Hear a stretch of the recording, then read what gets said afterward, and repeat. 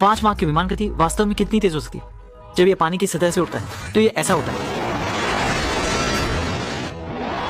पहाड़ियों के बीच से उड़कर जाना ऐसा है। इस सोवियत संघ द्वारा नव विकसित किए गए सुपरसोनिक युद्धक विमान को सेना में शामिल करने से पहले ही अमेरिकी जासूस मार्क ने चुरा लिया। युद्धक विमान की रेंज केवल मील है, इसलिए जब तक वह सोवियत संघ के वायु क्षेत्र से बाहर नहीं निकल पाया, विमान में ईंधन की कमी का संकेत मिल गया। ईंधन की खपत को कम करने के लिए मार्क को समुद्र की सतह के करीब उड़ान भरनी पड़ी, लेकिन दुर्भाग्य से थोड़ी ही देर में रडार ने मॉनिटर किया कि आगे 140 किलोमीटर पर एक क्रूजर ने पहले ही इसे इंफ्रारेड से लॉक कर लिया है। इस समय लड़ाकू विमान के पास दिशा बदलने के लिए पर्याप्त ईंधन नहीं है और इसे सीधे क्रूजर की ओर ही जाना होगा। जब 25 किलोमीटर की दूरी पर था, लड़ाकू विमान के रडार ने फिर मॉनिटर किया कि क्रूजर से 2 हेलीकॉप्टर उड़ान भर चुके हैं। मार्क ने यह देखते ही तुरंत एक मिसाइल डाली।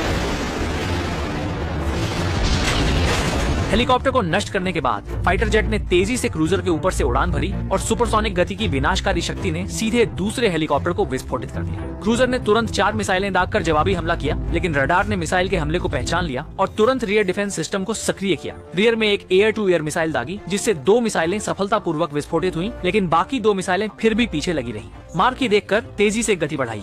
5 मार्क की गति पर आते ही उसने तुरंत 2 मिसाइलों को पीछे छोड़ दिया। मिसाइलों ने लक्ष्य खो दिया और सीधा नीचे गिर गई। संकट टलने के बाद मार्क लक्ष्य स्थान की ओर आगे बढ़ा, उड़ गया। सोवियत सेना ने देखा कि पारंपरिक अवरोधक उपाय कारगर नहीं है, इसलिए उन्होंने आदेश दिया कि किसी भी कीमत पर लड़ाकू विमान को नष्ट किया जाए। उच्च अधिकारियों ने इसलिए एक प्रमुख परीक्षण पायलट को बुलाया और उन्हें आदेश दिया कि वह दूसरी फायरफॉक्स जेट को तुरंत उड़ाकर पीछा करें और आर्कटिक खोज दस्ते को तत्काल बुलाया, ताकि मार्क के संभावित उतरने वाली बर्फ की जगह को खोजा जा सके। उसी समय मार्क निर्धारित ईंधन भरने के स्थान से 90 किलोमीटर दूर था, लेकिन युद्ध विमान का ईंधन पहले ही अत्यंत कम हो चुका था और अनुमानित रूप से अधिकतम 60 किलोमीटर ही उड़ सकता था। मार्क एक प्रमुख पायलट होने के नाते जल्दी ही एक योजना बना चुका था। उसने जोखिम उठाते हुए 20,000 फीट की ऊंचाई तक उड़ान भरने और फिर बर्फीली सतह पर ग्लाइड करने का निर्णय लिया। दूसरी ओर अमेरिकी सेना द्वारा भेजी गई ईंधन भरने वाली परमाणु पनडुब्बी भी पहले से ही आर्कटिक की बर्फ की परत के नीचे पहुंच गई है। पनडुब्बी ने जब मुख्य उत्थान कक्ष खोला तो शीर्ष ने सीधे 2 मीटर मोटी बर्फ की परत को धक्का दे दिया। इसी दौरान मार्क भी युद्धक विमान को बर्फ की सतह पर उतार चुके थे, लेकिन बर्फ बहुत फिसलन भरी थी। युद्धक विमान बिल्कुल रोक नहीं पा रहा था। ठीक जब वह समंदर में फिसलने वाला था, विमान अचानक रुक गया। मार्क ने जल्दी से विमान को मोड़ा और परमाणु पनडुब्बी के पास ले गया। उसके बाद पनडुब्बी के कर्मचारियों ने तेजी से तेल पाइप को ईंधन टैंक से जोड़ा। तेल भरने के बाद मार्क ने फायरफॉक्स 1 को फिर से उड़ाया, लेकिन ज्यादा दूर नहीं उड़ पाए थे कि सोवियत ने भेजा फायरफॉक्स 2